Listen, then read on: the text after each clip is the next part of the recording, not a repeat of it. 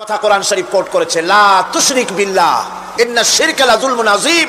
শিরক হচ্ছে মস্ত বড় অপরাধ, খবরদার শিরক করো না, মস্ত বড় জুলম, শিরক করো না। আল্লাহর নবী বলেছেন, যদি তোমাকে হত্যা করা হয়, যদি তোমাকে টুকরা টুকরা করে জ্বালিয়ে পুড়িয়ে ভস্ম করা হয়, খবরদার শিরক করবে না। শিরক, যে ব্যক্তি শিরক করবে জান্নাত তার জন্য হারাম হয়ে যাবে।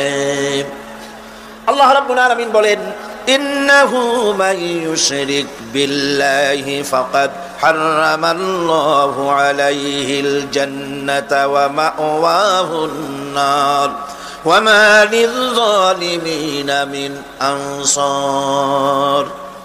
যে ব্যক্তি আল্লাহ পাকের সঙ্গে, যে কেউ হোক না কেন, আল্লাহর সাথে যে শিরক করবে, আল্লাহ রাব্বুল আলামিন তার জন্য জান্নাতকে হারাম করে দিবেন। নাউযুবিল্লাহ পড়ে, তাকে আল্লাহ পাক জাহান্নাম দিবেন। কোথায় দিবেন? জাহান্নামের মধ্যে আল্লাহ পাক তাকে প্রবেশ করাবেন। সুতরাং কোন এই শিরক হচ্ছে ক্ষমার অযোগ্য। আল্লাহ পাক শিরকের গুনাহ কখনো ক্ষমা করবেন না, একথা যেন আমাদের সকলেরই মনে থাকে। আল্লাহ ব্যতীত অন্য কাউকে ডাকা, কারো কাছে ফরিয়াদ করা, আল্লাহ সমকক্ষ মনে করা সম্পূর্ণরূপে শিরক। আল্লাহ পাক বলছেন, ওয়ালা তাদউ মিন দুনিল্লাহি মা লা ইয়ানফাউকা ওয়ালা ইয়াদুররুকা ফাইন ফাআলতা ফাইন্নাকা ইযাম মিনাল যালিমিন। আল্লাহকে ছেড়ে এমন কোন সত্তা কি দেখো না যারা তোমার কোনো উপকার করতে পারে না, তোমার কোনো ক্ষতিও করতে পারে না, তোমার কোনো উপকারও করতে পারে না।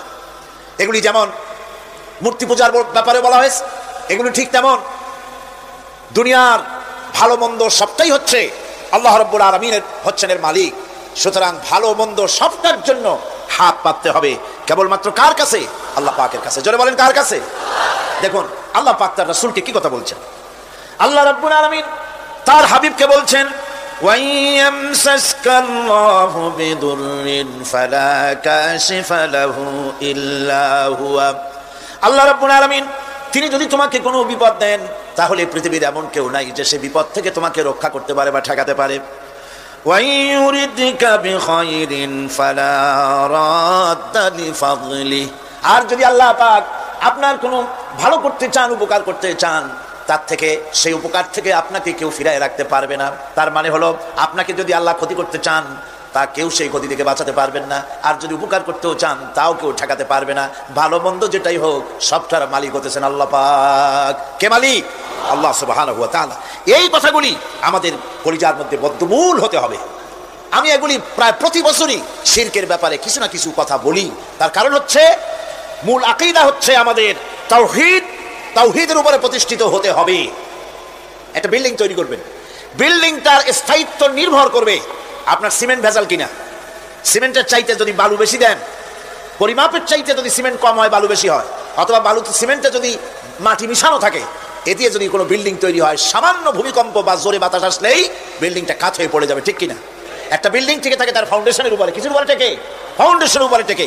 অনুরূপ ভাবে ইবাদতের ফাউন্ডেশন, মুসলমানের ইমানের ফাউন্ডেশন তার তাওহীদের উপরে। তাওহীদ যত মজবুত, ইমান তত মজবুত, আকীদা তত মজবুত। আর এখানে যার অসুবিধা হয়ে যাবে, নড়বড়ে হয়ে যাবে, এই ইমান রূপ, ইবাদত রূপ, তাওহীদ রূপ এই ইমারত টিকতে পারবে না। সেই জন্য শিরক থেকে সম্পূর্ণরূপে আমাদেরকে বাঁচতে হবে। বন্ধুগণ, আমাদের দেশে মানুষেরা শিরকের মধ্যে বেশি মুবতালা হয়, বিদআতের ভিতরে বেশি পরিমাণ মুবতালা হয়।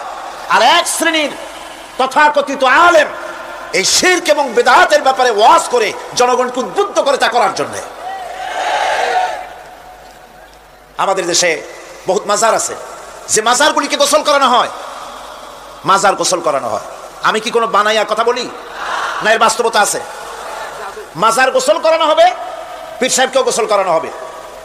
পত্রিকায় দিয়ে দেয়, পোস্টার ছাপানো হয়, হ্যান্ডবিল ছাপানো হয়, হাজার হাজার টাকা খরচ করে প্রচার করে লোকদেরকে দাওয়াত দেওয়া হয়। কবর ধোয়া পানি, পীর সাহেবের গোসল করানো পানি। পীর সাহেবের গোসল করাইলো, এই পানি শরীরের কত জায়গা ধুয়ে আসলো, সেই পানি বোতলে ভরে 5 টাকা করে কিনে কিনে লোকেরা খায়। নাউযুবিল্লাহ। এরপরেও ইমানের দাবি কি করে করবে মুসলমান? দুর্ভাগ্য এই মুসলমানের।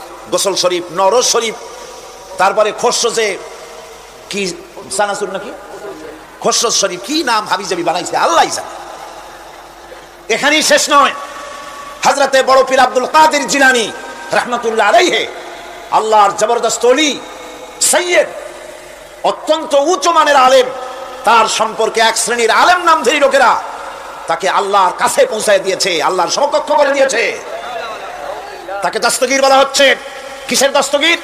তো বলে যে মেরাজের রাত্রে রাসূল করিম সাল্লাল্লাহু আলাইহি ওয়াসাল্লাম নাকি কোন জায়গায় আছাড় খাইছিলেন, আর উনি গিয়া তার হাত ধরেছেন, এই জন্য বলা হচ্ছে দস্তগীর। তিনি তার হাত ধরে তাকে ঠিক করে দিয়েছেন। আবার আরশে তিনি উঠতে পারছিলেন না, সেই জন্য পীর সাহেবের কাঁধের উপরে পা রেখে হুজুর সাল্লাল্লাহু আলাইহি ওয়াসাল্লাম আরশে উঠছে। আল্লাহর সিঁড়ির এত অভাব হয়েছে, এই দুনিয়া থেকে নিতে পারলেন, মহাশূন্য পাড়ি দিয়ে, ল অফ গ্রাভিটেশন পাড়ি দিয়ে আরশে আজিম পর্যন্ত, সিদরাতুল মুনতাহা পর্যন্ত নিলেন, আর ওইখানে বড় পীর সাহেবকে লাগলো তার কাঁধের উপরে পা দিয়ে তিনি উঠবেন। আহা, এর চাইতে বিদআত, এর চাইতে বাজে কথা মুসলমানদের জন্য আর কি হতে পারে? দুর্ভাগ্য এই জাতির, এই সব আলেম নামের কলঙ্ক, যারা নাকি বড় পীর সাহেবের নামে ওয়াজ করে করে বলেন, তার নামে দরুদ বানায়েছে, তার নামে বলে ইয়া আব্দুল কাদের জিলানী শাইয়ান লিল্লাহ, জোরে কোন নাউযুবিল্লাহ। বলা হয় হে বড় পীর সাহেব, আপনি আল্লাহর রাস্তায় আমাদের কিছু দেন। আরে মিয়া সাহেব, আব্দুল কাদের জিলানী রহমাতুল্লাহ আলাইহি যা পেয়েছেন আল্লাহর কাছ থেকে পেয়েছেন, তার দেওয়ার কিচ্ছু নয়। যা দিবেন আপনাকে আমাকে আল্লাহ পাক দিবেন। ইয়া গাউস ওয়া আগিসনি বলা জায়েজ নাই, ইয়া গাউস ওয়া আগিসনি বলতে হবে আল্লাহ পাক। গাউসকে আল্লাহ পাক, তাকে বলতে হবে ইয়া গাউস ওয়া আগিসনি, আয় আল্লাহ পাক তুমি আমাকে সাহায্য করো। সাহায্য করতে পারেন আল্লাহ পাক। বড় পীর সাহেবকে ইয়া গাউস ওয়া আগিসনি বলা যাবে না।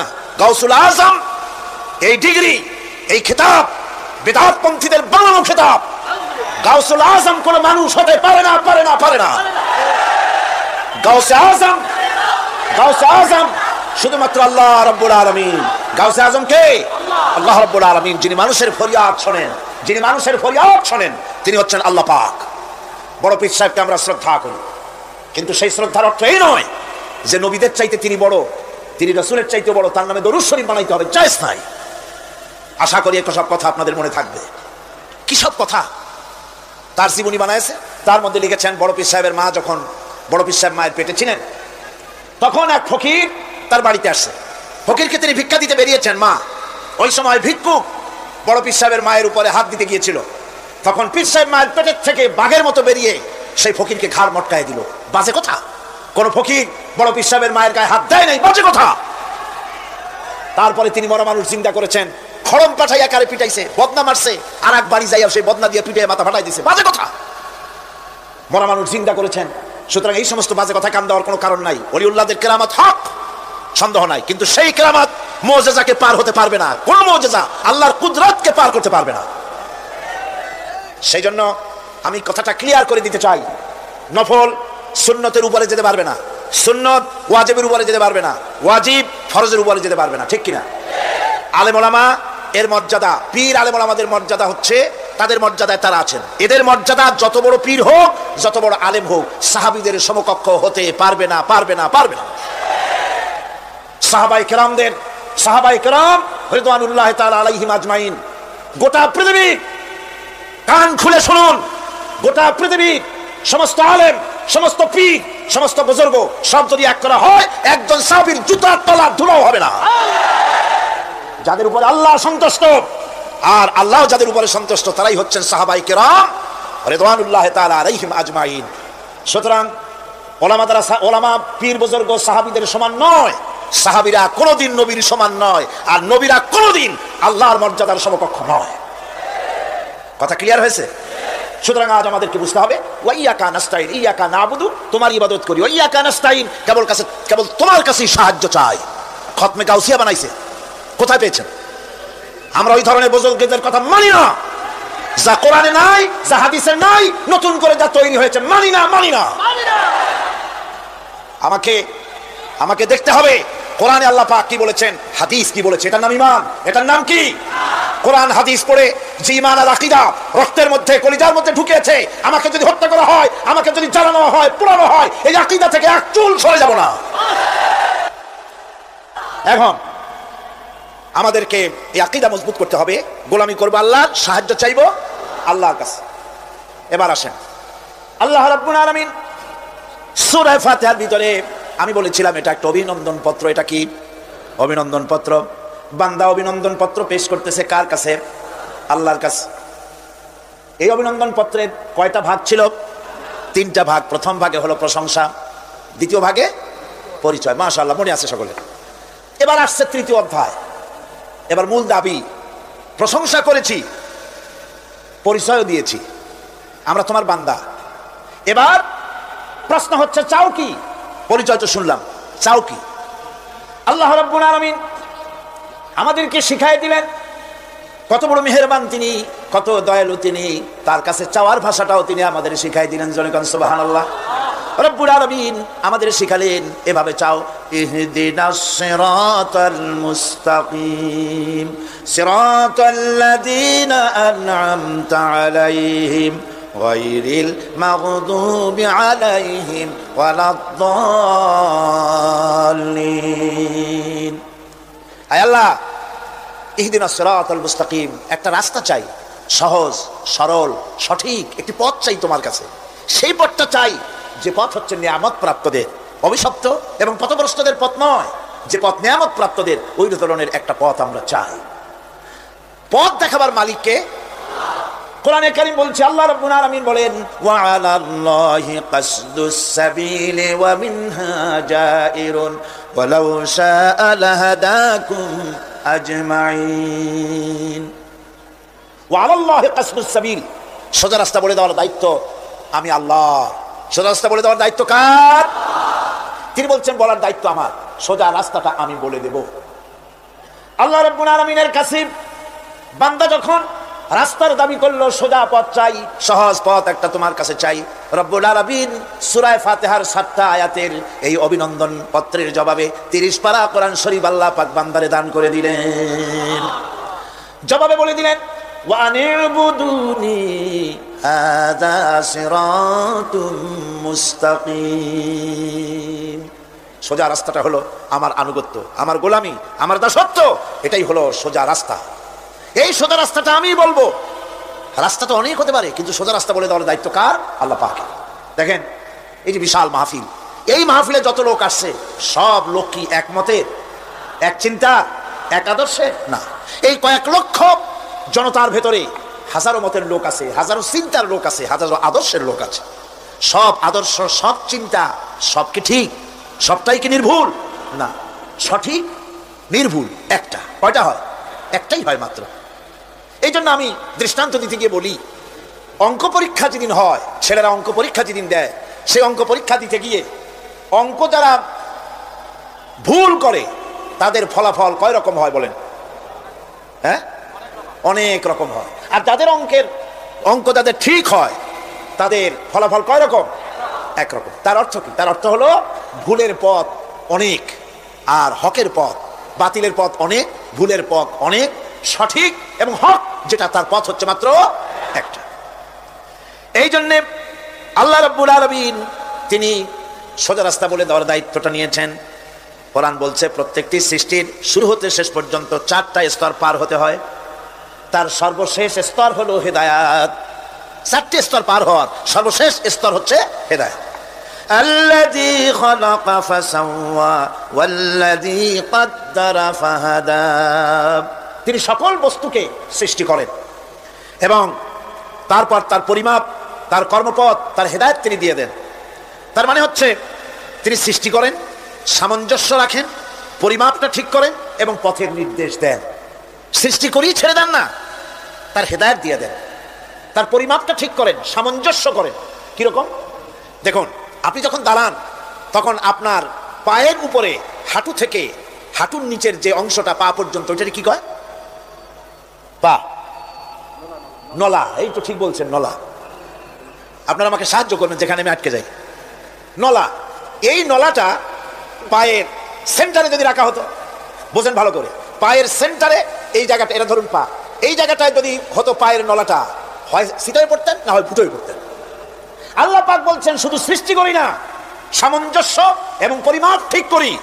মাপ মতো পাটা সামনে গোড়ালির কাছে নলাটা বসায় দেওয়া হয়েছে, যাতে আপনি চিত না হন, ভুটো হয়ে না পড়েন। সুবহানাল্লাহ কইতে ইচ্ছা করে না? এই নলাটা যদি আঙ্গুলের দিকে আসতো আর পাটা যদি পিছনের দিকে বেশি অংশ থাকতো, যতই সামনে হাঁটতেন ততই পিছনে চলে যেতেন। ভূত নাকি, ভূতের পা থাকে নাকি পিছনের দিকে, বলে লোকেরা, আমি দেখি দেখিনি। ভূত নাকি সামনে আগাতে গেলে পিছনে চলে যায়। এ পায়ের সামঞ্জস্যটা, অনেক কথা বলবো না, দুই একটা দৃষ্টান্ত দেবো, তাতেই বুঝে ফেলবেন। আল্লাহ পাক বলেন শুধু সৃষ্টিই করি না, তার সামঞ্জস্য এবং পরিমাপকে ঠিক করে দেই। মুরগির বাচ্চা ডিমের থেকে বেরোয়, তারে যদি ওর মায়ের শুদ্ধ যদি আপনি ফালায় দেন, পানির মধ্যে ডুবে মরে যাবে, আর ওর মার চিৎকারের চোটে সারা গ্রামের মানুষ এক জায়গায় হবে। আর হাঁসের ডিম থেকে বাচ্চা বেরোলে সেই বাচ্চা ওর মা বাবা দুজনকেই ফালায় দেন পানির মধ্যে, সাঁতরাই উঠে আসবে, ঠিক কিনা? কে শিখালো সাঁতার? কে শিখালো? শুধু সৃষ্টি করেন না, আল্লাহ পাক সৃষ্টি করেন, সামঞ্জস্য এবং পরিমাপকে ঠিক করেন এবং তাকে পথের নির্দেশ দেন। এটা হলো সর্বশেষ, সৃষ্টি করে ছেড়ে দেন না। যেমন কোরআনে কারিমে হযরত ইব্রাহিম আলাইহিস সালাম তিনি তার সম্প্রদায়ের সাথে যে কথোপকথন করেছিলেন, বিষয়টি আল্লাহ পাক কোরআনে কারিমের মধ্যে কোট করে দিলেন। এই হেদায়েতের বিষয় সেখানে আছে বলে আল্লাহ পাক বিষয়টা কোরআনে জায়গা করে দিলেন। ওয়া ইয ক্বালা ইব্রাহিমু লিআবিহি ওয়া কওমিহি ইন্নানি বারাউম মিম্মা তা'বুদুন ইল্লাল্লাযী ফাতারানি ফাইন্নাহু সায়াহদিন। ইব্রাহিম আলাইহিস সালাম তার পিতা এবং তার গোত্রকে বললেন, তার সম্প্রদায়ের লোকদেরকে, নিঃসন্দেহে আমি মুক্ত, আমি পবিত্র। তোমরা যেসব জিনিস দিয়ে যেসব এর ইবাদত করো, গোলামি করো, আনুগত্য করো, আমি তার থেকে পবিত্র। আমি তো শুধু ইবাদত করি, গোলামি করি সেই স্রষ্টা যিনি আমাকে সৃষ্টি করেছেন। আমার সম্পর্ক শুধুমাত্র সেই সত্তার সাথে যিনি সৃষ্টি করেছেন। আল্লাযী খালাকানি ফাহুয়া ইয়াহদিন, যিনি আমাকে সৃষ্টি করে শুধু সৃষ্টি করেন নাই, আমাকে হেদায়েত দিয়েছেন, আমাকে পথের দিশা দিয়েছেন। ওয়াল্লাযী হুয়া ইউতঈমুনি ওয়া ইয়াসকিন, যিনি আমাকে সৃষ্টি করেছেন তিনি হেদায়েত দিয়েছেন, আর আমি যখন তৃষ্ণার্ত হই তিনি আমাকে পান করান, আমি যখন ক্ষুধার্ত হই তিনি আমাকে আহার দেন। ওয়া ইযা মারিতু ফাহুয়া ইয়াশফিন, আর যখন অসুস্থ হই তখন তিনি আমাকে রোগ মুক্ত করে দেন। সুবহানাল্লাহি ওয়া বিহামদিহি। তাহলে কি হলো? অর্থাৎ যে প্রতিপালক, তার প্রতিপালন পদ্ধতি আমার সকল প্রয়োজন মিটান, যিনি আমাকে পান করান, আহার করান। অসুস্থ হলে যিনি আমাকে সুস্থ করেন, হেদায়েতের কামটা তিনি আরেকজনের জন্য রাখেন নাই, তিনি আমার হেদায়েতের ব্যবস্থাও করেছেন। ভাইরা আমার, আল্লাহ রাব্বুল আলামিন শুধু সৃষ্টি করেন নাই, সৃষ্টি করে হেদায়েত দিয়েছেন, মানুষকে হেদায়েতের রাস্তা বলে দিয়েছেন, সঠিক পথ কোনটি সেই পথের কথাও তিনি পরিষ্কার করে বলে দিয়েছেন। এই জন্য আল্লাহ পাক বলেন, কোরআন মাজিদ হেদায়েতকে বিরাট দান বলে ঘোষণা করেছে। মানুষের জন্য যে হেদায়েত আল্লাহ দিয়েছেন তার সবচাইতে বড় দান, জোরে কোন সুবহানাল্লাহ। ইন্না খালাকনাল ইনসানা মিন নুতফাতিন আমশাদিন নাবতালিহি ফাজআলনাহু সামিআন বাসীরা। আমি মানুষের মিলিত শুক্র দ্বারা, নুতফা দিয়ে আমি মানুষ সৃষ্টি করেছি এবং তাকে একে একে বিভিন্ন স্তর পার করেছি। তাকে শ্রবণ শক্তি দিয়েছি, তাকে দর্শন শক্তি দিয়েছি। ইন্না হাদাইনাহুস সাবিলা ইম্মা শাকিরান ওয়া ইম্মা কাফুরা। নিশ্চয়ই আমি তাদেরকে তাদের কর্মপন্থা প্রদান করেছি, আমি তাদেরকে হেদায়েত দিয়েছি, চলার পথের দিশা দিয়েছি। এখন ইচ্ছে করলে সে কৃতজ্ঞ হতে পারে, ইচ্ছে করলে অকৃতজ্ঞতার পথ অবলম্বন করতে পারে। আমি তাকে হেদায়েত দিয়ে দিয়েছি, পথ দেখিয়ে দিয়েছি। ডান এবং বাম দুটি রাস্তা আল্লাহ পাক দেখিয়ে দিয়েছেন, আসহাবুল ইয়ামিন, আসহাবুল শিমাল, একটা ডানপন্থী আর একটা বামপন্থী।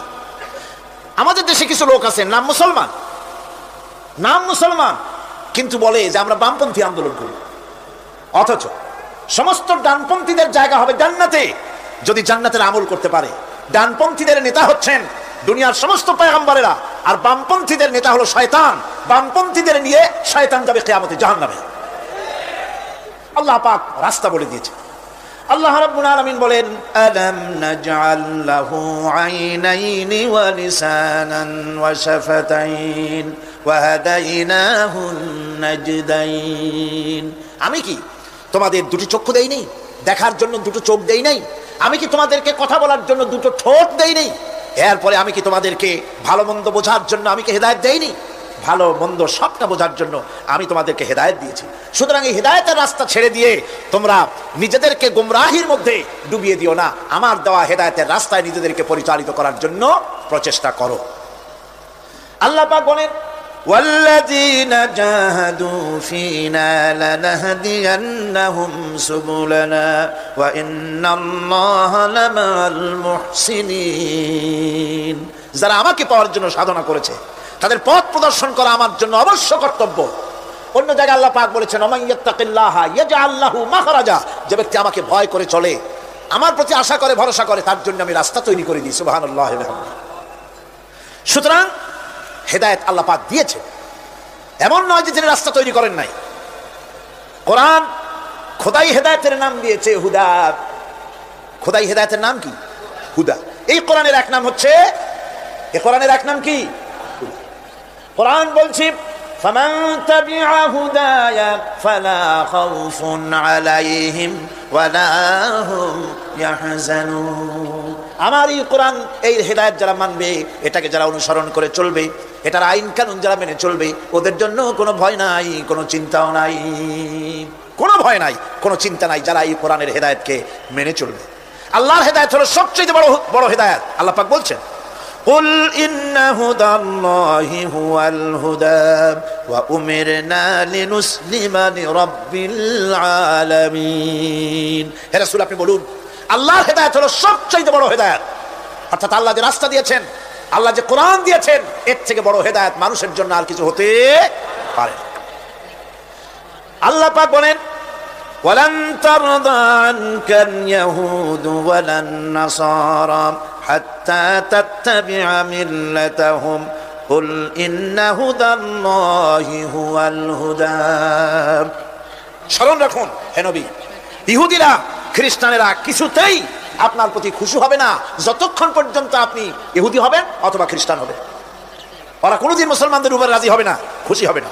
মনে রাখতে হবে একমাত্র সঠিক পথ ইহুদিদের পথ সঠিক নয়, নাসারাদের পথ সঠিক নয়। আসল পথ হলো আল্লাহ পাকের পথ। কার পথ আসল? আসল রাস্তা, আসল পথটি আল্লাহ পাক কোরআনে কারীমের মধ্যে বিশদভাবে বলে দিয়েছেন। এবং ইহদিনাস সিরাতাল মুস্তাকিমের ব্যাপারে আল্লাহ পাক কোরআনে সাফ করে বলে দিয়েছেন যে আমি এর বিনিময় তোমাদেরকে কোরআন দিলাম। বস্তুত ইহদিনাস সিরাতাল মুস্তাকিম এর জবাব হলো ওয়া ইন্নাল্লাহা রাব্বি ওয়া রাব্বুকুম ফা'বুদুহু হাদা সিরাতুম মুস্তাকিম। নিঃসন্দেহে আল্লাহ তোমাদের এবং আমাদের রব, আর সুতরাং তারই উপাসনা করতে হবে, এটাই দ্বীনের সরল পথ। আর এটা কোনো নতুন পথ নয়। আল্লাহ যে পথটা দিয়েছেন রাসূল করিম সাল্লাল্লাহু আলাইহি ওয়াসাল্লামের মাধ্যমে, সেটা কি কোনো নতুন পথ? না। কোরআন বলছে এটা নতুন পথ নয়। শারা'a লাকুম মিনাদ দীন মা ওয়াসসা বিহি নূহান ওয়াল্লাযী আওহাইনা ইলাইকা ওয়া মা ওয়াসাইনা বিহি ইব্রাহিম ওয়া মূসা ওয়া ঈসা আন আকিমুদ দীন ওয়া লা তাতাফাররাকু ফীহি। শারা'a লাকুম মিনাদ দীন, এই দিন তিনি তোমাদের জন্য সেই দিনই মনোনীত করেছেন যা হযরতে নূহ আলাইহিস সালাম এর উপরে তিনি ওসিয়ত করেছেন। যা ওসিয়ত করা হয়েছিল, নসিহত করা হয়েছিল হযরতে নূহ আলাইহিস সালামের প্রতি, তিনি মনোনীত করেছিলেন হযরত নূহ আলাইহিস সালামকে এই দ্বীনকে প্রচার করার জন্য। আর যার উপরে চলার জন্য হযরত ইব্রাহিম, হযরতে মূসা, হযরত ঈসাকে নির্দেশ করা হয়েছিল। তাদের সকলের শিক্ষাই ছিল একটা, যে আল্লাহ পাকের দ্বীনকে প্রতিষ্ঠা করো, আর এই ব্যাপারে কোনো রকমই নিজেদের মধ্যে পার্থক্য, মত পার্থক্যের সৃষ্টি করো না। এখন কথাটা আরো ক্লিয়ার করে দেই। ইহদিনাস সিরাতাল মুস্তাকিম চাইছিলাম, আল্লাহ আমাদেরকে একটা সহজ রাস্তা দাও। সেই সহজ রাস্তা বলে দেওয়ার জন্য এসেছে কোরআন। সেই সহজ রাস্তা বলে দেওয়ার জন্য কি এসেছে? যারা বলেন কি?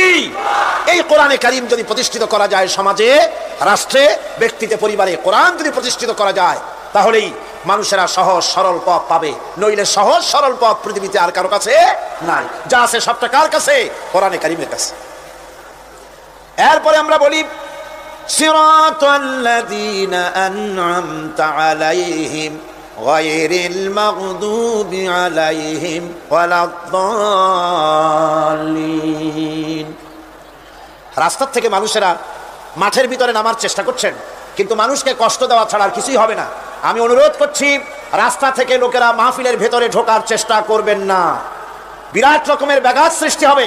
সকলে বসে পড়ুন, যিনি যে জায়গায় আছেন সেখানে বসুন, চাপ সৃষ্টি করবেন না, বসুন। আপনারা দাঁড়ালে আরো বিশৃঙ্খলার সৃষ্টি হবে। কোরআনের মাহফিল, খবরদার বেয়াদবি করবেন না, কেউ দাঁড়াবেন না। যারা দাঁড়িয়েছেন বসেন, আর জোরে সোরে জিকির করেন লা ইলাহা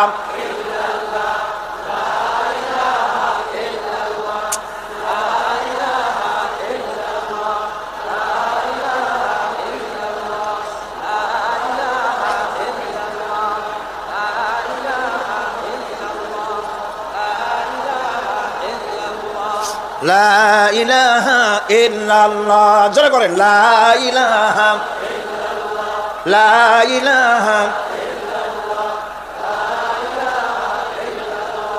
লা ইলাহা ইল্লাল্লাহ মুহাম্মাদুর রাসূলুল্লাহ। আল্লাহ আল্লাহ আল্লাহ আল্লাহ আল্লাহ আল্লাহ আল্লাহ আল্লাহ, আরো জোরে করেন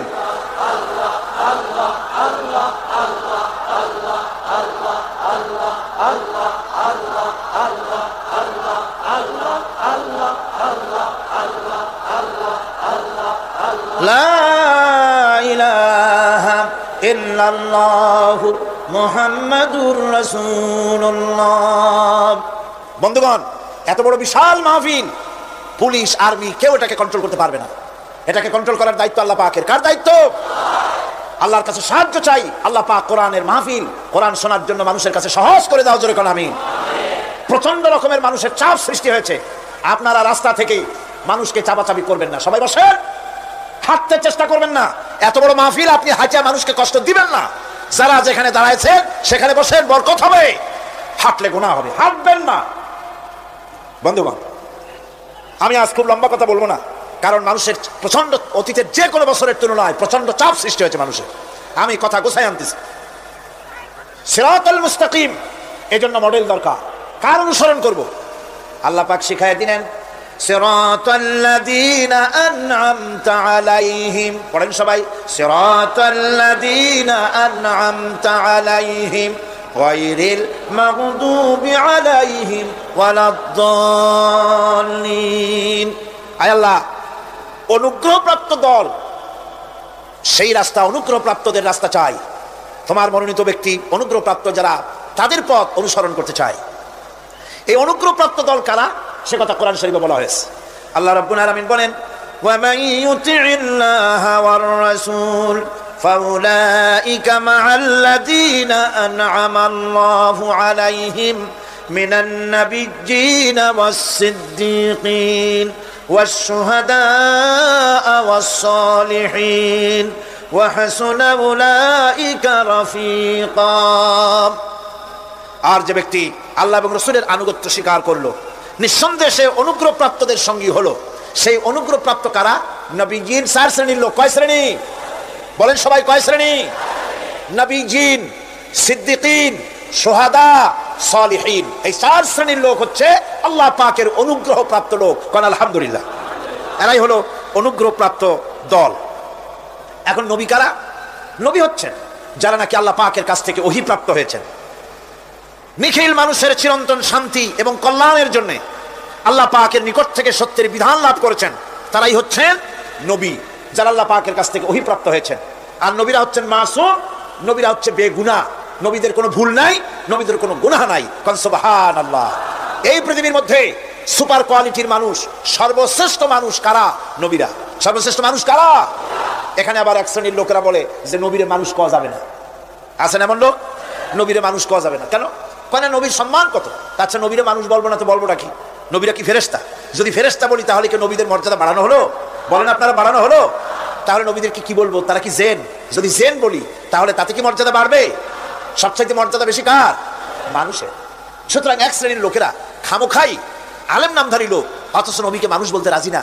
কোরআনে কারীম সাফ করে আল্লাহ পাক পরিষ্কার করে বলেছেন, কুল ইন্নামা আনা বাশারুম মিসলুকুম ইউহা ইলাইয়া আন্নামা ইলাহুকুম ইলাহু ওয়াহিদ। নবী বলুন, আমি তোমাদের মতো মানুষ, আমার উপরে ওহী আসে। ইন্নামা আনা বাশারুম মিসলুকুম, তোমাদের মতো মানুষ। একটু ভালো করে বিষয়টা বোঝেন। আরো বলেছি আমি, আজকে আবার স্মরণ করায় দেই। আল্লাহ শিখাই দিচ্ছেন, বলুন আমি তোমাদের মতো মানুষ, ফেরেশতা নই, জিন নই, আমার কাছে ওহী আসে। পার্থক্য এখানে। তবে আরো পার্থক্য আছে, সেটা হচ্ছে আমরা হচ্ছি সাধারণ মানুষ, নবীরা হচ্ছেন অসাধারণ মানুষ। সুবহানাল্লাহ। আমরা হচ্ছি মানব, রাসূল আল্লাহর পয়গম্বর হচ্ছেন মহামানব। কথা বুঝে আসছে? তার মানে হলো আমরা সাধারণ মানুষ।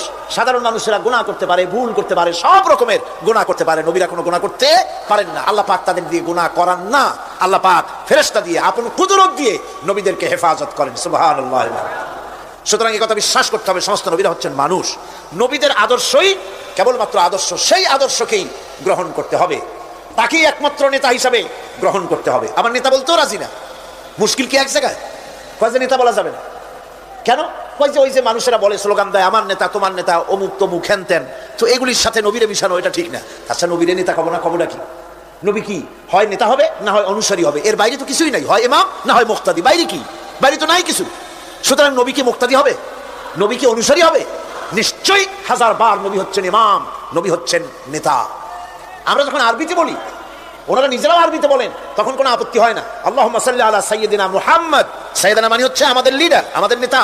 সাইয়্যিদানা যখন বলে তখন আপত্তি করে না, কিন্তু আমাদের নেতা বললেই আপত্তি করেন। বাংলা ভাষা, বাংলাদেশি মানুষ হইয়া বাংলা ভাষার প্রতি গভীর জ্ঞান দেখলে দুঃখই হয়। বন্ধুগণ, মনে রাখতে হবে, নবী হচ্ছেন মাসুম, বেগুনা এবং নেতা, আর মুহাম্মদ সাল্লাল্লাহু আলাইহি ওয়াসাল্লাম হচ্ছেন বিশ্ব নেতা, এটা কোনো সন্দেহ নাই। এই নবীর অনুসরণ করতে হবে। সিদ্দিকিন হচ্ছে সত্যকে যারা উদার, উন্মুক্ত, অকুণ্ঠ চিত্তে, দ্বিধাহীন ভাবে যারা গ্রহণ করেছে, এর বিপরীত যারা করেই নাই, তারাই হচ্ছেন সিদ্দিকিন। হযরতে, যেমন একটা দৃষ্টান্ত, হযরতে আবু বকর সিদ্দিক রাদিয়াল্লাহু তাআলা আনহু, মেরাজ থেকে হুজুর ফিরে এসেছেন সকালবেলায়, ফজরের নামাজ পড়ে বসেছেন কাবা শরীফে, তিনি বসে আছেন। তো তখন আবু জাহেল আসছে, এসে বলছে, মুহাম্মদ সাল্লাল্লাহু আলাইহি ওয়াসাল্লাম, প্রত্যেক দিনই তো নতুন নতুন কথা কও, আজকে কোনো নতুন কথা আছে? হুজুর বলেন, হ্যাঁ নতুন কথা আছে। কি? বলে, এই তো শেষ রাত্রে জিবরাইল আসছিল, আমারে নিয়ে গেল বাইতুল মুকাদ্দাসে, জেরুজালেমে গিয়ে নামাজ পড়লাম, ওইখান থেকে মহাকাশ পাড়ি দিলাম, 7 আকাশ পাড়ি দিলাম, সিদরাতুল মুনতাহা গেলাম, আরশে আজিম ভ্রমণ করলাম, আল্লাহর সাথে কথা কইলাম, জান্নাত জাহান্নাম দেখলাম, তারপরে আবার এই আয়েশা নামাজ পড়িয়া তোমাদের সাথে কথা বলতেছে। আবু জাহেল কয় যে, খাইছে, যাও, মাথাটা একটু ভালো ছিল, এখন তাও সর্বনাশ হয়ে গেছে। ভাই মুহাম্মদ সাল্লাল্লাহু আলাইহি ওয়াসাল্লাম, তুমি যা বললা এই কথাটা আমি কি হুবহু মানুষের কাছে বলবো? হুজুর বলছেন, অবশ্যই বলো গিয়ে। আবু জাহেল চিন্তা করলো, দিস ইজ দ্য মোমেন্ট, এটাই হলো আসল সুযোগ পেয়ে গেছে মানুষকে বিভ্রান্ত করার জন্য। সবার আগে ছুটে চললো হযরতে আবু বকর রাদিয়াল্লাহু তাআলা আনহুর বাড়িতে, যে বলছেন, আবু বকর শুনেছো? বলে, কি? মুহাম্মদ সাল্লাল্লাহু আলাইহি ওয়াসাল্লাম এই রকমের কথা বললো, বেচারার মাথাটা যাও ভালো ছিল, শেষ। হুজুর বলছেন, আবু জাহেল, আমার রাসূল কি এরকম বলেছেন? আবু জাহেল বলছে, আমার নিজ কানে শুনে আসলাম, এখনো তিনি সেখানে বসা। হযরতে আবু বকর বলেন, আবু জাহেল, আমার আল্লাহর নবী তিনি যদি এরকম কথা বলে থাকেন, তাহলে আমি কোনো সন্দেহ পোষণ করি না, অবশ্যই আল্লাহ রাব্বুল আলামিনের হাবিব যা বলেছেন তা সত্য। হযরতে আবু বকর রাদিয়াল্লাহু তাআলা আনহু মসজিদে হারামে আসলেন, হুজুরকে জিজ্ঞেস করলেন, হুজুর, আবু জাহেল আমাকে এই সব কথা বললো, এগুলি কি ঠিক? হুজুর বললেন, হ্যাঁ। তিনি ঘটনা বয়ান করলেন।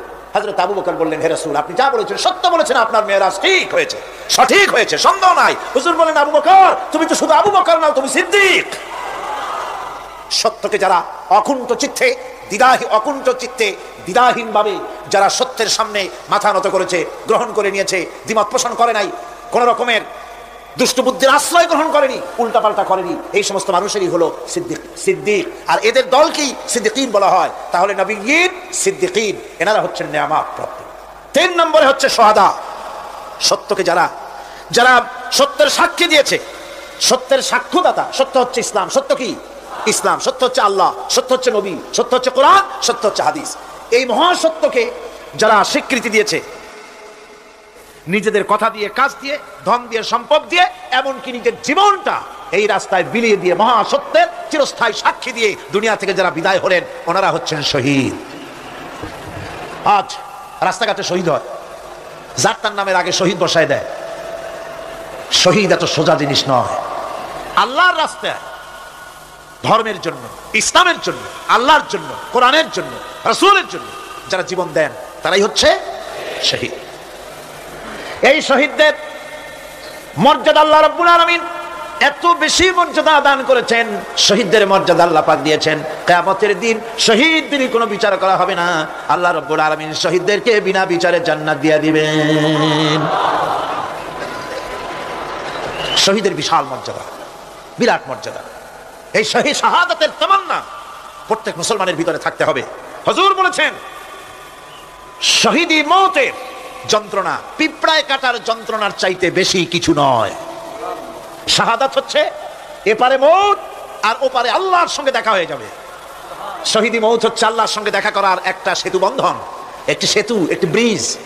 একটা পুল, একটা সাঁকো, এপারে দুনিয়া, ওপারে আল্লাহ পাকের সঙ্গে দেখা হবে। সুবহানাল্লাহ। ভাইরা, ইসলামের জন্য যারা জীবন দিলেন, যারা শাহাদাত বরণ করলেন, তারা জাতির সম্মানের পাত্র। সেই সম্মান, সেই মর্যাদা আল্লাহ রাব্বুল আলামিন শহীদদের প্রদান করেছেন। হযরত আব্দুল্লাহ জুলবাজানাইন, যার কথা বুখারীতে লেখা হয়েছে। সুবহানাল্লাহ। যুবক মানুষ ইসলাম কবুল করেছেন। ইসলাম কবুল করতে গিয়ে বাড়ি ঘর, জায়গা জমি কিছুই ছিল না। ছোট্ট অবস্থায় বাবা মারা গেছে, চাচার ঘরে লালিত পালিত হচ্ছিলেন। এরপরে রাসূলের প্রতি ঈমান আনবেন, চাচার ভয়তে পারেন না। হুজুর হিজরত করলেন। আব্দুল্লাহ, তার নাম ছিল আব্দুল উজ্জা। তিনি চলে গেলেন চাচার কাছে। চাচা গো, মুহাম্মদ সাল্লাল্লাহু আলাইহি ওয়াসাল্লাম আল্লাহর নবীর ব্যাপারে তোমার মত কি? তিনি বলেন, আমারও তো তাই মনে হয়। যদি তাই মনে হয়, তার উপর ঈমান আনবেন কিনা? চাচা বলে, না, কখনো ঈমান আনবো না। ভাতিজা বলতেছেন, চাচাজি, বছরের পর বছর ধরে অপেক্ষা করতেছিলাম, আমি আপনার অধীনে আছি বলে ইসলাম কবুল করতে পারি নাই। আমার ইচ্ছা ছিল আপনি আগে করবেন, তারপরে আপনাকে দেখা দেখি আমি করব। কিন্তু আপনি যখন ইসলাম কবুল করলেন না, আর করবেন না বলে যখন ঘোষণা দিলেন, আপনাকে উপস্থিত রেখে আমি ঘোষণা দিলাম, লা ইলাহা ইল্লাল্লাহু মুহাম্মাদুর রাসূলুল্লাহ। চাচা বলছে, ভাতিজা, এর পরিণাম জানো? কই না, জানি না। এর পরিণাম হচ্ছে তুমি আমার বাড়িতে থাকো, আমার বাড়ি ছাড়তে হবে। বললেন, রাজি আছি। উট, ছাগল, ভেড়া, ঘোড়া যা দিছি ছাড়তে হবে। বলছে, রাজি আছি। চাচা বলছে, শুধু তাই নয়, পরনের যে লুঙ্গি আছে, গায়ে যে জামা আছে, আমার পয়সার লুঙ্গি জামা ছাড়তে হবে। ভাতিজা বলছে, ঈমানের জন্য যা চাও সব ছাড়িয়ে দেব। জামা লুঙ্গি খুলে ফেলে দিয়ে দিলেন। হাদিস। তিনি চলে গেলেন মায়ের কাছে ওই অবস্থায়। মা এই যুবক ছেলেকে উলঙ্গ অবস্থায় দেখে 2 হাত দিয়ে নিজের চোখ চেপে ধরেছেন। বাবা, তোমার এই অবস্থা কেন? ছেলে বলছেন, মা, ঈমান আনার কারণে আমার এই অবস্থা হয়েছে। মা বলে, বাবারে কি চাও আমার কাছে? আব্দুল উজ্জা বলছে, মা, কিচ্ছু চাই না, একটুখানি কাপড় আমারে দাও, আমি বিশ্ব নবী মুহাম্মদ সাল্লাল্লাহু আলাইহি ওয়াসাল্লামের খেদমতে যেতে চাই। মায়ের কাছে পুরানা কম্বল ছিল, কম্বলটা তিনি দিয়ে দিলেন। হযরতে, এখনো তো সে মুসলমান হয়নি, ওই কম্বলটা ছিঁড়ে নিয়ে 2 টুকরা করে কম্বলটা পরলেন, আদাটা, তাতে করে হাঁটু ঢাকে না, আর একটা কোন রকম গায়ে দিলেন। এরপরে হেঁটে হেঁটে কষ্ট করে মদিনায় চলে গেলেন। মসজিদে নববীর ভিতরে ঢুকে দরজার কাছে বসা বিশ্বনবী জনাবে মুহাম্মদ রাসূলুল্লাহ সাল্লাল্লাহু আলাইহি ওয়াসাল্লাম মসজিদে নববীতে, যুবক, হাঁটুর উপরে কাপড়, মাথার চুল উস্কো খুস্কো চেহারা, ক্ষুধার্ত চেহারা। হুজুর জিজ্ঞেস করছেন, তুমি কে? তিনি বললেন, আমার নাম আব্দুল উজ্জা। তোমার এই অবস্থা কেন? তিনি বললেন, হুজুর, ঈমান আনার জন্য বাড়ি ঘর, জায়গা জমিন, উট বাছুর সব হারাইছি, এমনকি পরনের লুঙ্গিও আমার দেয় নাই, মার কম্বলটা ছিঁড়িয়ে এনেছি। নবীজি আসহাবে সুফফার ভিতরেই তাকে বসতে দিলেন, তাকে থাকতে দিলেন, আর বললেন, তারে কোরআন শরীফ শিখাবা। আব্দুল উজ্জাকে হুজুর বললেন, তোমার নাম উজ্জা নয়, তোমার নাম আব্দুল্লাহ। হাদিস শরীফে এসেছে, আল্লাহর কাছে 2টা নাম বেশি প্রিয়, একটা হচ্ছে আব্দুল্লাহ, আর একটা হচ্ছে আব্দুর রহমান। মুসলমান হলেন। এরপরে আসহাবে সুফফার মধ্যে বসে আছেন, কোরআন শরীফ জোরে জোরে তেলাওয়াত করেন। আসহাবে সুফফা রাসূলের কাছে নালিশ করলেন, অভিযোগ করলেন, হুজুর, এই আব্দুল্লাহর কোরআন শরীফ এত জোরে পড়ে, তার চিল্লানির জ্বালায় আমরা বিশ্রাম করতে পারি না। নবীজি বললেন, সাহাবীরা, আব্দুল্লাহকে বেশি করে চিল্লাইতে দাও, বাধা দিও না, কারণ তার ঈমান বড় দামের ঈমান হয়েছে, ঈমান আনতে গিয়ে কিছু আনতে পারে নাই, তাকে বাধা দিও না, প্রাণ ভরে চিল্লাইতে দাও, জোরে জোরে পড়তে দাও। ইতিমধ্যে তাবুকের যুদ্ধের রণদামামা বেজে উঠেছে। রোমান সৈন্যরা হুজুরের সঙ্গে যুদ্ধ করবে, জিহাদ করবে, ইসলামকে পরাজিত করার জন্য তারা আক্রমণের প্রস্তুতি নিল। নবীজি রোমানদের সঙ্গে লড়াই হবে বলে সাহাবায়ে কেরামদের কাছে সাহায্য চাইলেন। যার কাছে যা আছে অস্ত্রপাতি জমা করো, টাকা দাও, পয়সা দাও। সবাই মিলে দিতে লাগলেন। দিতে দিতে মহিলারা গলার হাত, নাকের ফুল, কানের দুল হুজুরের সামনে স্তূপ হয়ে গেছে, টাকা কড়ি, সোনা দানা সব শুদ্ধ। হুজুর বলছেন, সাহাবীরা, সবাই তো সব জিনিস দিলে, আমার আবু বকররে দেখি না কেন? হযরত আবু বকর রাদিয়াল্লাহু তাআলা আনহু একটা পিলারের আড়ালে দাঁড়ানো ছিলেন। হুজুরের ডাক শুনে তিনি আসলেন, হাতে ছোট্ট একটা থলি, চোখে পানি। থলিটা হুজুরের হাতে তুলে দিলেন। হুজুর থলি ছাড়লেন, দেখা গেল কয়েকটা দিরহাম আর কয়েক কেজি গম, আর কিছু নাই। হুজুর তাকালেন, দেখছেন আবু বকর রাদিয়াল্লাহু তাআলা আনহু চোখের পানিতে দাঁড়িয়ে ভিজে ভিজে পড়তেছে। হুজুর বললেন, আমার সাহাবীরা, আজ তোমরা সকলে মিলে যে দান করেছো, সেই দানের তুলনায় আবু বকর যে দান করেছে আল্লাহ রাব্বুল আলামিনের কাছে তা বেশি মূল্য হয়েছে। মনের মধ্যে অনেকের প্রশ্ন জাগলো, কেমন করে তা হলো? আমরা এত এত দিলাম। হুজুর জিজ্ঞেস করলেন, ও সাহাবী, তুমি কত দিয়েছো, বাড়ি কত আছে? তিনি বললেন, এত দিছি, এত আছে। তুমি কত দিয়েছো, কত রেখে এসেছো? প্রত্যেকে এরকম বলল। হযরতে ওসমান, হযরতে ওমর, হযরতে আলী রিদওয়ানুল্লাহ তাআলা আলাইহিম আজমাইন, তারাও বললেন, অর্ধেক এনেছি, অর্ধেক থুয়ে আসছি, 2 ভাগ এনেছি, 1 ভাগ রেখে আসছি। সব শেষে নবীজি হযরত আবু বকর রাদিয়াল্লাহু তাআলা আনহুকে প্রশ্ন করলেন, আবু বকর, তুমি কি এনেছো আর বাড়ি কি রেখে এসেছো? হযরত আবু বকর বলেন, ইয়া রাসূলুল্লাহ, ইয়া হাবিবাল্লাহ, আমার বাড়িতে জাগতিক সম্পদ বলতে যা বুঝায় সবটুকু এনে নবীজির কদম মোবারকে দান করে দিয়েছি। আবু বকরের ঘরে এখন আল্লাহ আর তার রাসূল ছাড়া কোনো জিনিস বাকি নাই, যা ছিল সব এনেছে। হুজুর জিহাদে রওনা হলেন 30,000 সৈন্য সাথে, 30 সহস্র সৈন্য নিয়ে নবীজি তাবুকের দিকে চললেন। পথের মধ্যে হযরত আব্দুল্লাহ এসে হুজুরের সামনে দাঁড়ায় গেছেন। আব্দুল্লাহ এসে বলেন, ইয়া রাসূলুল্লাহ, একটু দাঁড়ান। এই জিহাদে মেয়ে লোক পুরুষেরা সাহাবীরা সবাই প্রাণ ভরে দান করলো, কিন্তু আমি এমন এক বান্দা, আল্লাহর কিছুই দিতে পারলাম না। আমার তো দেওয়ার মতো কিছুই নাই হুজুর, আমার দেওয়ার মতো কিছুই নাই। তবে আমি আপনার কাছে দোয়া চাই, আপনি দোয়া করুন আমি যেন এই যুদ্ধে, এই জিহাদের ময়দানে আমি যেন শহীদ হতে পারি। নবীজি বললেন, একটু বাকল নিয়ে আসো গাছের। একটা গাছের বাকল আনা হলো। এই বাকলটা হুজুর নিজ হাতে আব্দুল্লাহর হাতে বাঁধা দিলেন আর বললেন, রব্বুল আলামিন, আমি আব্দুল্লাহর রক্ত কাফেরদের জন্য হারাম করে দিলাম। হযরত আব্দুল্লাহ কেঁদে জারজার হয়ে যাচ্ছেন, বলছেন, ইয়া রাসূলুল্লাহ, আমি চাইলাম শহীদ হব আর আপনি আমার রক্তকে কাফেরদের জন্য হারাম করে দিলেন। হুজুর বলেন, আব্দুল্লাহ, এখন যদি তোমার মৃত্যু জ্বরের ভিতরে হয়, আল্লাহ রাব্বুল আলামিন তোমার শাহাদাত নসিব করে দিবেন। তাবুকের ময়দানে হুজুর চলে গেলেন। কয়েকদিন পরে খবর আসলো হুজুরের কাছে, আব্দুল্লাহ কয়েকদিন জ্বর ভোগ করে আব্দুল্লাহ মারা গিয়েছেন। হুজুর বললেন, তার জানাজার ব্যবস্থা করো, কাফন দাফনের ব্যবস্থা করো। ব্যবস্থা হয়ে গেল। রাতের বেলায় দাফন হবে। একজন লোক কবরের কাছে দাঁড়ায় টিম টিম করে একটা আলো নিয়ে দাঁড়ায় আছে, আর একজন লোক কবরের ভিতরে নেমেছেন। 2 ব্যক্তি লাশ 2 হাতে উঁচু করে নিয়ে আসতেছেন কবরের কাছে। যিনি কবরের ভিতরে দাঁড়ানো, তিনি বলতেছেন, লাশ বহন করে তোমরা যে 2 জন আনতেছো, লাশের সাথে খবরদার বেয়াদবি করো না, তোমাদের ভাইয়ের সঙ্গে আদব করো। এই বলে কবরের ভিতরে যিনি দাঁড়িয়েছিলেন, তিনি লাশটারে ধরলেন। কবরের ভিতরে দাঁড়িয়ে তিনি লাশ ধরেছেন, লাশকে কবরে শোয়াই দিয়েছেন। তিনি আর কেউ নন, তিনি বিশ্বনবী মুহাম্মদুর রাসূলুল্লাহ। নিজের হাতে হযরত আব্দুল্লাহকে শোয়াই দিলেন। লাশ বহন করে যে 2 জন আনলেন, তার একজন হলেন হযরত আবু বকর আর একজন হযরত ওমর রাদিয়াল্লাহু তাআলা আনহুমা। আর আলো নিয়ে যিনি দাঁড়িয়েছেন, টিম টিম করে জ্বলতেছেন, তিনি হযরত বেলাল। কবরের ভিতরে হযরত আব্দুল্লাহকে শুইয়ে দিয়ে উপরে মাটি দিয়ে নবীজি কবরের 2 দিকে হাত দিয়া আল্লাহ রাব্বুল আলামিনের দরবারে ফরিয়াদ তুললেন, রব্বুল আলামিন, আমি আজকে সন্ধ্যা পর্যন্ত এই আব্দুল্লাহর প্রতি রাজি ছিলাম, খুশি ছিলাম। আল্লাহ গো, তুমি আব্দুল্লাহর প্রতি রাজি হয়ে যাও। হযরত ইবনে মাসউদ রাদিয়াল্লাহু তাআলা আনহু পাশে দাঁড়ানো ছিলেন। চিৎকার দিয়ে কেঁদে কেঁদে বললেন, আয় আল্লাহ তাআলা, এই কবরের ভিতরে আজকে আব্দুল্লাহর লাশটা না হইয়া যদি আমার লাশ হতো, আমার ভাগ্যটা খুলে যেত। শহীদের মর্যাদা আল্লাহ পাকের কাছে সব থেকে বেশি। এই শহীদের পথ, নিয়ামত প্রাপ্তদের পথ, যারা নিয়ামত পেয়েছে পৃথিবীতে, নবীগণ, সিদ্দিকীন, শুহাদা, এরাই হচ্ছেন নিয়ামত প্রাপ্ত।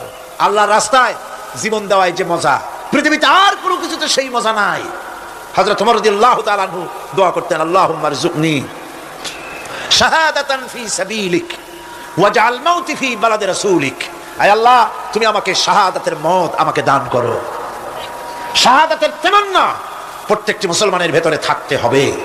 শহীদ হওয়া যাবে ইসলামের জন্য। সময় হয়তো আসতে পারে, হয়তো এমন সময় আসতে পারে যখন কোরআনের মর্যাদাকে টিকে রাখার জন্য, সুন্নতে নববীকে টিকে রাখার জন্য জান দেওয়া লাগতে পারে। তখন কি আপনারা জীবন দিতে পারবেন?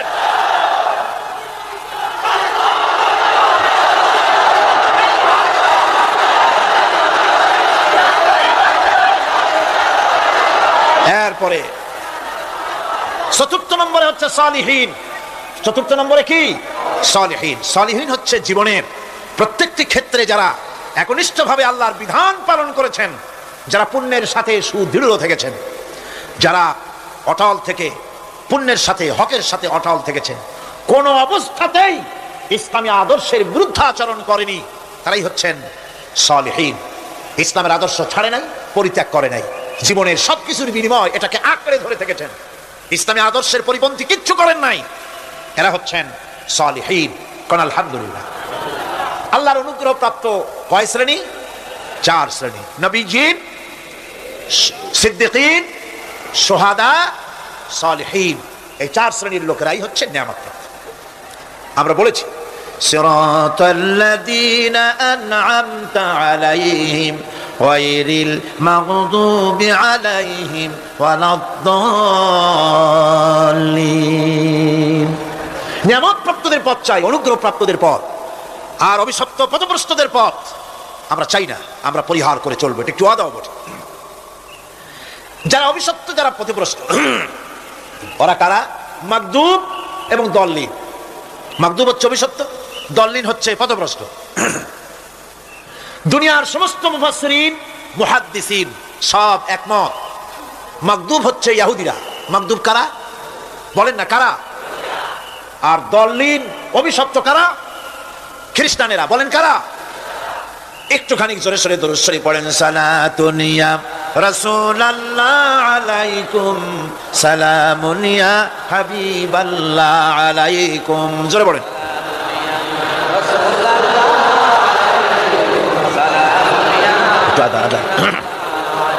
সালাতুন ইয়া রাসূলুল্লাহ,